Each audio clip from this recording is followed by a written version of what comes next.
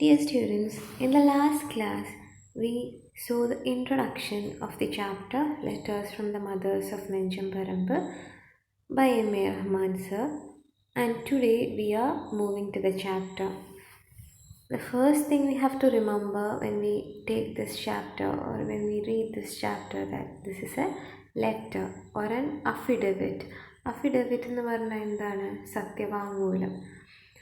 And this affidavit was submitted on behalf of all the victims who suffered due to the poisonous pesticide endosulfan. That is both dead and suffering. അവർക്ക് എല്ലാവരുടെയും എല്ലാ വിക്ടിംസിൻ്റെയും both dead ആയിട്ടുള്ള suffering ആയിട്ടുള്ള ആൾക്കാരുടെ സഫറിങ്ങിന് എന്താ പറയുക മിസറിക്കൊരു അന്ത്യം ഉണ്ടാവാൻ വേണ്ടിയിട്ട് അവർക്ക് വേണ്ടിയിട്ടാണ് എന്ത് ചെയ്യുന്നത് ഈ പറഞ്ഞിട്ടുള്ള ലെറ്റർ എഴുതുന്നത്. The author, in the beginning part of the letter, draws attention towards a news. Okay, Mathrubhumi ഡെയിലിയിൽ May 19, 2012 വന്നിട്ടുള്ള ഒരു ന്യൂസ് എൻട്രിയിൽ വെച്ചിട്ടാണ് പാഠം തുടങ്ങുന്നത്. So new born infant of endosulfan affected family dies. ഇങ്ങനൊരു ന്യൂസ് മാതൃഭൂമി ഡെയിലിയിൽ May 9, 2011 വന്നിട്ടുണ്ടായിരുന്നു. And this news item refers to a couple named Mamta and Narayan of Kaithode. Kaithode എന്ന് പറഞ്ഞൊരു കാസർഗോഡുള്ള സ്ഥലത്ത് ഈ നെഞ്ചമ്പറമ്പിൽ തന്നെ ഉള്ള ഒരു കപ്പിളിൻ്റെ കാര്യമാണ് ഈ ന്യൂസിൽ പറയുന്നത്. They had A premature child, അതായത് കുട്ടി സമയത്തിന് മുന്നേ ഡെലിവറി കഴിഞ്ഞ് പുറത്തു വന്നു. ദാറ്റ് ഈസ് പ്രീമച്യൂർ ആയിട്ട് 9 months ആയിട്ടില്ല. Almost in 7 months or 6 months the baby arrived, but the baby died in few hours. But the thing is that the child didn't have eyes. കുട്ടിക്ക് കണ്ണുകൾ ഉണ്ടായിരുന്നില്ല. They had another children too. അതിൽ 2 പേര് നവീൻ നാഗേഷ് എന്നായിരുന്നു പേര്. They were also victims of this endosulfan, though they lived. പിന്നെ in her third delivery she had twins, but they died soon after delivery. അതായത് അവർക്ക് എത്ര കുട്ടികൾ ഉണ്ടായിട്ടുണ്ടോ അവരെല്ലാവരും ഈ അസുഖം കൊണ്ട് അഫക്റ്റഡ് ആവുകയും 2 പേര് അതുകൊണ്ട് മരിക്കുകയും അതേസമയം 2 പേര് in the sense 1 new born child, പിന്നെ അതിന് ശേഷം ട്വിൻസും, പിന്നെ 2 പേര് ഉണ്ടായിരുന്നു. So as a part of this letter to show solid proof what M.A. Rahman sir does is that he keeps a copy of the photograph of the corpse of the premature child. നേരത്തെ നമ്മളൊരു കുട്ടിയുടെ കാര്യം പറഞ്ഞിട്ടുണ്ടായിരുന്നു അല്ലേ, ഒരു premature child ഉണ്ടായ കുട്ടിക്ക് കണ്ണുകളില്ലാന്ന്. ആ കുട്ടിയുടെ ഡെഡ് ബോഡിയുടെ ഫോട്ടോ ഇതിൻ്റെ കൂടെ പ്രൂഫായിട്ട് വെക്കുന്നുണ്ട്. എൻഡോസൾഫാൻ എത്രത്തോളം ഹാർഡാണ് അല്ലെ ബാഡാണ്, അല്ലെങ്കിൽ how far it's poisonous, how far it destroys people's life എന്ന് കാണിക്കാൻ വേണ്ടിയിട്ട് they keep the photograph of the child without the eyes. Actually, to take a photograph of a person after death without permission is forbidden, but it was the photographer Shafi Thiruvathu who took the photograph. It was for a better cause, ഒരു കാരണത്തിന് വേണ്ടിയിട്ടാണ്, അതുകൊണ്ടൊരു കൂട്ടർക്ക് വെളിച്ചം കിട്ടുകയാണെങ്കിൽ എന്നുള്ളൊരു ഓപ്ഷനിൽ ചെയ്തതാണ്. Okay, the 3 dead children of the couple have not found a space in the list of government. അതായത് ഗവൺമെൻറ് എൻഡോസൾഫാൻ വിക്ടിംസിൻ്റെ ഒരു ലിസ്റ്റ് കീപ്പ് ചെയ്യുന്നുണ്ടായിരുന്നു. പക്ഷെ അതിൽ പലരും ഏറ്റവും വിക്ടിമൈസ്ഡ് ആയിട്ടുള്ള പലരുടെയും ഫോട്ടോസ് നമുക്ക് കാണാൻ പറ്റില്ല, അല്ലെങ്കിൽ their entries doesn't exist. There's no kind of any details of many of the people who suffered a lot or died out of this victimization as a use of the pesticide endosulfan, and the name of these children didn't come into that list. The one person who survived, who is left behind among the children of Mamta and Narayan is crippled and blind. ഒരു കുട്ടി മാത്രമേ ഇന്ന് ജീവിച്ചിരിക്കുന്നുള്ളൂ. ആ കുട്ടിയാണെങ്കിൽ ക്രിപ്പിൾഡാണ്, അതായത് നടക്കാനൊന്നും പറ്റില്ല, deformed ആയിട്ടുള്ള legs and hands ആണ്, ആൻഡ് ഹീസ് ബ്ലൈൻഡ് ടു. അപ്പോൾ ആലോചിച്ച് നോക്കുക, ഒരു ലോവർ മിഡിൽ ക്ലാസ് ഫാമിലിയിൽ ഉണ്ടായ കുട്ടികളിൽ 3 പേര് ദാരുണമായിട്ട് അവരുടെ തെറ്റുകൂടാതെ മരിക്കുകയും ഉള്ള കുട്ടി is like he has all the kind of physical difficulties that make him disabled to have a normal life. So the only proof that Naveen, that is the living child, that is the crippled and blind child who is living, is an endosulfan victim is that he received a pension of 2000. അതായത് 2000 രൂപയുടെ endosulfan വിക്ടിംസിനുള്ളൊരു pension രൂപ ഈ കുട്ടിക്ക് മാസത്തിൽ കിട്ടുമെന്നുള്ളത് മാത്രമാണ് the proof that this child is actually a victim of endosulfan. വേറെ എവിടെയും ഒരു രേഖയും എക്സിസ്റ്റ് ചെയ്യുന്നില്ല. This mother lament all the time. Lament എന്ന് പറഞ്ഞാൽ വല്ലാതെ വിഷമിക്കുക, കരയുക, മനസ്സ് വിഷമിക്കുക. എന്നിട്ട് അവർ പറയുന്ന കാര്യം that she won't bear any more children. ഉള്ളതിലൊരു കുട്ടിയെ ജീവിച്ചിരിപ്പുള്ളൂ. അപ്പം they can plan for another baby thinking that will be all right, that will be a normal child or okay child. But they are not willing to bear another baby. കാരണം അവർക്ക് പേടിയാണ്. How will be the next one. Okay, so അത്രത്തോളം suffering ആണ്. ഒരു അമ്മ എനിക്കൊരു കുട്ടിയെ വേണ്ട ഇങ്ങനത്തെ ഒരു റീസൺ കൊണ്ട് പറയുമ്പോൾ you can think of the amount of pain these all scenario has caused parents. But ഇത് ഒരു അമ്മയുടെ മാത്രം എന്താ പറയുക എക്കോ അല്ല. This letter is an echo of all the problems of the mothers of Nenjamparamba. അതുപോലെ തന്നെ ഈ പ്രസ്താവനയും that they don't want any more children എന്നുള്ളതും എന്താണ് എല്ലാ അമ്മമാരുടെയും തന്നെ സ്റ്റാൻഡാണ്. As well as they conceive, ഇനിയിപ്പോൾ അഥവാ അവിടുത്തെ സ്ത്രീകൾ if they become pregnant, conceive ചെയ്ത് കഴിഞ്ഞാൽ they are full of fear. സത്യം പറഞ്ഞു കഴിഞ്ഞാൽ ഈ somebody in our family or someone we know gets pregnant, that's a very happy news. A baby coming is always a happy news, but for them it's a horror. It's a thing that creates a whole lot of fear. അപ്പം the thing they do when they know that they are pregnant is that they don't go to doctors. ഡോക്ടേഴ്സിനെ consult ചെയ്യുന്നതിന് പകരം പലപ്പോഴും ഇവർ പോകുന്നത് black മജീഷ്യൻസിൻ്റെ അടുത്താണ്.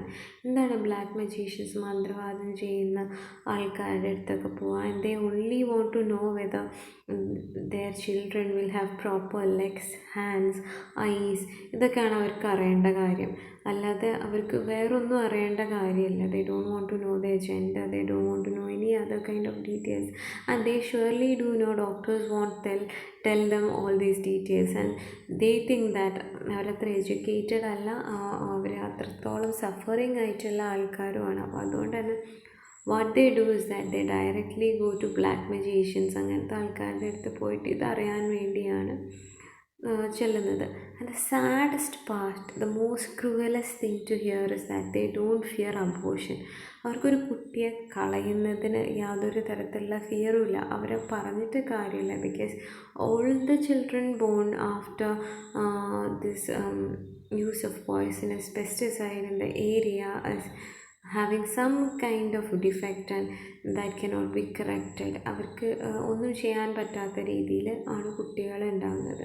അപ്പം they don't fear abortion but they fear conception. അതായത് അവർ പ്രഗ്നൻ്റ് ആവുന്നതിനെയാണ് എപ്പോഴും പേടിച്ചുകൊണ്ടിരിക്കുന്നത്. The spraying of endosulfan ശരിക്കും had stopped since 2000. അത് 2000 വെച്ചിട്ട് നിന്നിട്ടുണ്ടായിരുന്നു. But the birth of malformed children still continues. പക്ഷേ കുറേ കാലങ്ങൾക്ക് ശേഷവും കരടുക്ക പഞ്ചായത്തിൽ, അതായത് നെഞ്ചമ്പറമ്പ് ഭാഗമായിട്ടുള്ള കരടുക്ക പഞ്ചായത്തിൽ almost even after 10 years, that is in 2010 to എന്താണ് ഇത്തരത്തിലുള്ള കുട്ടികൾ തന്നെ മാൽഫോംഡ് ആയിട്ടുള്ള കൈയില്ലാത്ത, കാലില്ലാത്ത, കണ്ണില്ലാത്ത, ബോഡിയിലെ പല പാർട്സും ഇല്ലാത്ത, സ്കിൻ ഡിസോർഡേഴ്സ് ഉള്ള, മെൻ്റൽ ഡിസോർഡേഴ്സ് ഉള്ള, ബിഗ് ഹെഡ്സ് ഉള്ള കുട്ടികളൊക്കെയാണ് are born. Okay, and why? Now the question is why. The question is why, and we don't get an answer. Why? Because none of the cases that happened was never taken as a case study and studied with scientific precision. ഒരു case പോലും കൃത്യമായി scientifically study ചെയ്ത് എന്തുകൊണ്ട് ഇതിലെത്തി എന്നുള്ളൊരു scientific നോളജിലേക്ക് എത്താൻ വേണ്ടിയിട്ട് no one tried. So we can say this is a very big criminal negligence from the part of health ministry not to take any amount of care in this. പിന്നെ രണ്ടാമത്തെ കാര്യം എന്ന് പറഞ്ഞു കഴിഞ്ഞാൽ there is no separate ward in government hospital of Kasaragod. എന്താ പറയുക, ഇത്തരത്തിലുള്ള കുട്ടികൾക്ക് വേണ്ടിയിട്ടോ ഇത്തരത്തിൽ പ്രശ്നങ്ങൾ അനുഭവിക്കുന്ന ആൾക്കാർക്ക് വേണ്ടിയിട്ട് ഒരു സ്പെഷ്യൽ കെയറോ വാർഡോ പോലും കാസർഗോഡ് ഗവൺമെൻറ് ഹോസ്പിറ്റലിലില്ല. We should understand the gravity of that situation. ഒന്നോ രണ്ടോ ആൾക്കാരല്ല എന്ന് മനസ്സിലാക്കണം.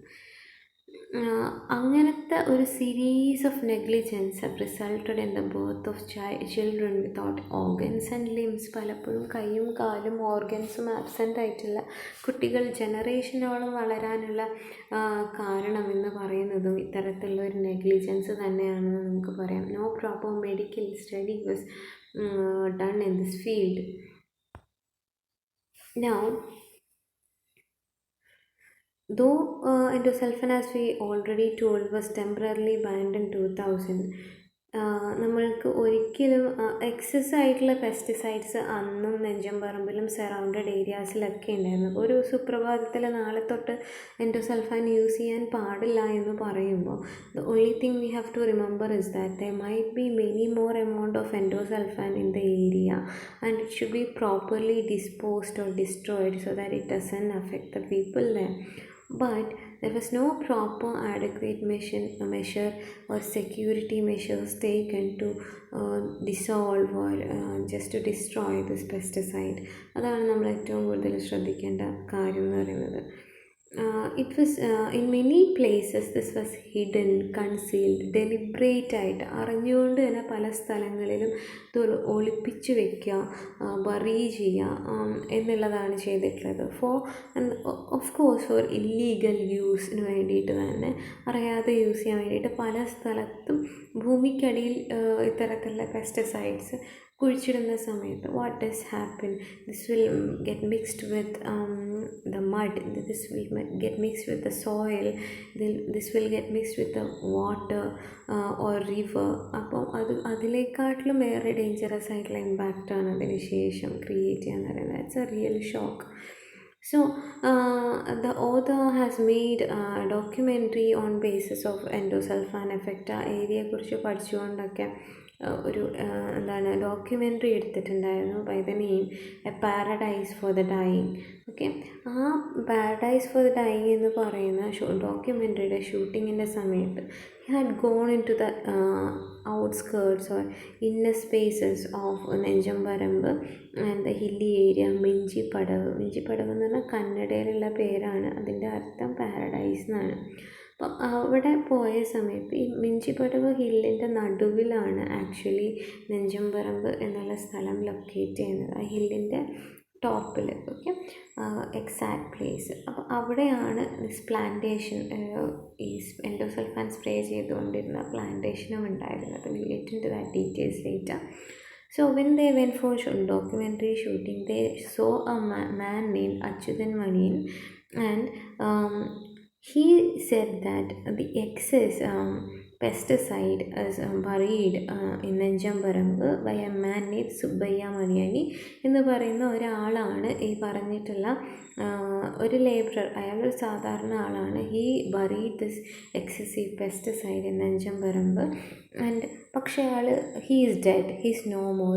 ഈ ഡെത്തിൽ പോലും there is an amount of mystery, some kind of we cannot say whether it was a normal death or something, because bury ചെയ്തതിന് ശേഷം the whole people who didn't want others to know, ഈ കാര്യം മറ്റുള്ളവർ അറിയരുതെന്ന് നിർബന്ധമുള്ള എല്ലാ ആൾക്കാരും തന്നെ എന്ത് ചെയ്തിട്ടുണ്ടാവണം, ഇയാളെ കൊന്നു കളഞ്ഞതാവാം. We don't get the details of it. കാരണം അതിലേക്ക് ഹിൻഡ് കൊടുക്കുന്നതാണ് അടുത്ത പറയുന്ന കാര്യം. When as a part of documentary shooting, these people tried to go to Subbaya's house, Subbaya Maniyൻ്റെ വീട്ടിലേക്ക്, ഈ പെസ്റ്റിസൈഡ് ബറി ചെയ്തിട്ടുള്ള ആളുടെ വീട്ടിലേക്ക് പോകാൻ ശ്രമിച്ചു. He had passed away. They just wanted to meet the family. A group of laborers or എന്താ പറയുക ആൾക്കാർ from the plantation came and stopped them. എന്നിട്ട് വാൺ ചെയ്തു, if they move forward their legs would be chopped എന്ന് പറയുന്നുണ്ട്. So as I earlier told, the one thing you have to remember is that Minchippadavu എന്ന് പറയുന്ന ഹില്ലിൻ്റെ centre പോർഷനിലാണ് നെഞ്ചമ്പറമ്പ് കിടക്കുന്നത്. Okay, അവിടെയാണ് ഏതുള്ളത്? Kerala plantation corporation Minchippadavu estate ഉള്ളത്. ഓക്കെ, ആൻഡ് നിയർ ബൈ ഈ ഹില്ലി ഏരിയയിൽ നിന്ന് നോർത്ത് ഈസ്റ്റിലേക്കാണ് പയസ്വിനി റിവർ ഫ്ലോ ചെയ്യുന്നത്. Okay, and in the outskirts and the crest of the hill crest അതിൻ്റെ ഏരിയാസിലൊക്കെ ദർ ആർ ഓൾമോസ്റ്റ് 500 ഫാമിലീസ്. ഈ എൻഡോസൾഫാൻ കുഴിച്ചിട്ട ഏരിയയ്ക്ക് ചുറ്റിലും ആ പ്രദേശത്തും പ്ലാന്റേഷൻ്റെ അടുത്തുമൊക്കെ ആയിട്ട് there are almost 500 families living. Now we can understand why endosulfan affected these much of family. They are so close, they are living so close, they are poor people, and even after the ban of the pesticides എന്തുകൊണ്ട് ഇവർ affected ആയെന്ന് നമുക്കിപ്പോൾ മനസ്സിലായല്ലോ. That is because the remains or the excess was buried there. അപ്പോൾ അതാണ് അതിൻ്റെ cos. So this is the first part of the lesson. I hope things are clear till now. The rest of it we shall discuss in the next class. Thank you.